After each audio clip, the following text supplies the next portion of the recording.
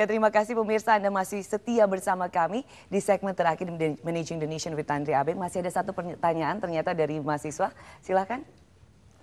Oke, terima kasih. Nama saya Imam, saya dari Sekolah Tinggi Ilmu Komunikasi. Yang menjadi pertanyaan saya di sini, bagaimana jika ada salah satu peserta dari PT Jam Sostek ini kecelakaan seperti Sukhoi kemarin? Dalam kasus kecelakaan pesawat Sukhoi, ya, sebagian besar itu adalah masuk kategori kecelakaan kerja. Maksud saya entah itu ada wartawan dari Trans, dari Bloomberg, dari majalah Angkasa, kemudian juga dari perusahaan penerbangan, ya, kemudian dari Gatar Indonesia, itu masuk kategori kecelakaan kerja. Ya.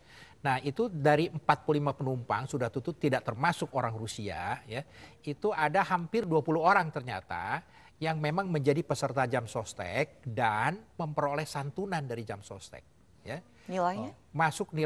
Masuknya itu kategori kecelakaan kerja. Nilainya ya untuk sekitar 19 orang, sementara data kami menunjukkan 19 orang, itu adalah 8,1 miliar rupiah seluruhnya. Ya. Karena kalau kita bicara kecelakaan kerja, Pak Tanri, ya, itu satu orang yang meninggal karena kecelakaan kerja itu dapat 48 upah, 48 kali. Jadi kalau misalnya ada yang paling tinggi itu upahnya 1 bulan, mungkin dia seorang penerbang, itu 31.680.000 rupiah. Ya, itu yang dideklar ke kami, yang dilaporkan kepada kami, sehingga ahli warisnya nanti akan memperoleh kurang lebih 1,5 miliar rupiah.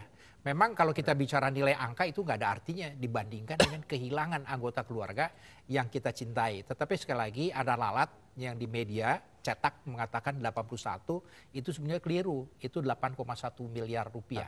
Ya, jadi itulah sebetulnya yang merupakan salah satu manfaat Jam Sostek dalam mengelola risiko pekerja. Nah, itu kan kalau kita bicara di atas kertas. Nah, untuk klaimnya sendiri gimana Pak? Susah nggak Pak? Nah, begini, ini kami mengupayakan dalam layanan untuk pencairan jaminan, termasuk untuk pembayaran klaim untuk hari tua, untuk kecelakaan kerja dan kematian, itu adalah 1 minggu. Tetapi target utama kami sebetulnya adalah istilahnya itu same day service. Pak, kalau kita agak sedikit melenceng sedikit ya. Kalau di Sukhoi, kasus Sukhoi sendiri kan ada 40 sekian penumpang ya. Yang terdaftar sebagai pengguna Jam Sostek, di situ ada 20 yang baru ada datanya 19. Dan mungkin kalau kita keluarkan Rusia hanya sekitar 4-5 orang di situ. Nah, yang belum tercover Jam Sostek sendiri bagaimana pelindungan secara undang-undang? Sebetulnya memang banyak sih perusahaan yang bad governance, Pak, yang nakal. Pegawainya 100 dibilang cuma 50. Ya. Kemudian upahnya 20 juta dibilang cuma 2 juta. Ya, ini sebetulnya merupakan risiko bagi si perusahaan. Karena kalau misalnya ada yang tidak diikutkan, kemudian kecelakaan, ya, sesuai dengan ketentuan perundangan, mereka harus bayar kewajibannya itu kepada ahli waris si pegawainya sesuai dengan yang dijadikan patokan oleh Jam Sostek, artinya ada peraturan pemerintahnya itu. Kemudian juga kalau misalnya upahnya dilaporkan hanya 2 juta padahal 20 juta, selisihnya 48 kali upah itu harus dibayar oleh perusahaan tempatnya si peserta atau almarhum bekerja. Jadi ini konsekuensi dari tidak tertibnya perusahaan-perusahaan. Pertama, yang tidak mengikutkan karyawannya. Kemudian yang kedua, understatement of number of employee. Yang ketiga, melakukan understatement of wage. Itu ada hukumannya itu.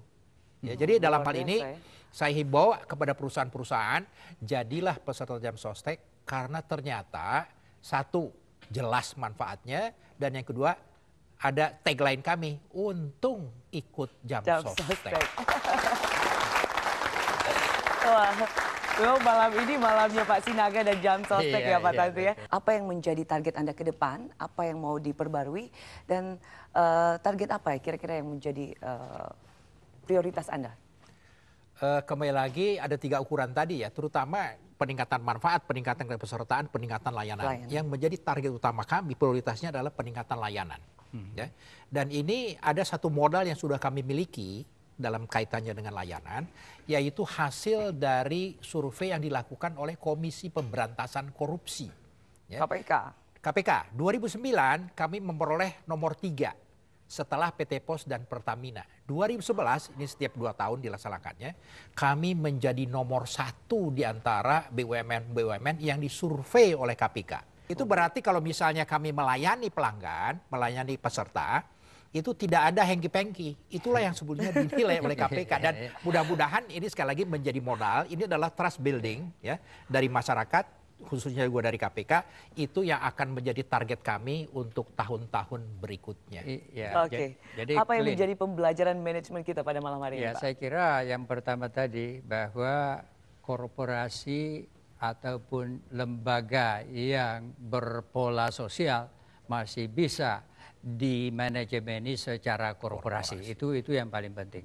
Dan bahwa kemudian yang menjadi aset untuk bisa melanjutkan sustainability daripada organisasi ini, kalaupun nanti namanya badan bukan lagi korporasi, adalah aset finansial dan aset sumber daya manusia yang tadi sudah terbukti integritasnya bahkan di rank nomor 1 kan sekarang ini. Ya.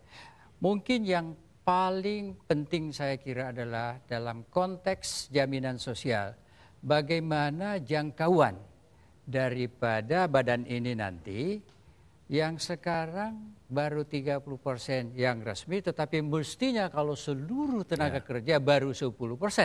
Nah ini bukan suatu ancaman, tetapi justru peluang bagi nanti Jam Sostek yang akan menjadi badan untuk bisa menjangkau sampai kepada ya tidak usah 100%, tetapi barangkali dari 10% ke 50% itu berarti kan 5 kali lipat. Dan itu akan membuat badan ini menjadi lebih besar lagi dan lebih bermanfaat lagi bagi negara, bangsa, dan masyarakat sesuai amanat undang-undang. Oke, kita berikan tepuk tangan dulu dong untuk Jam Sostek.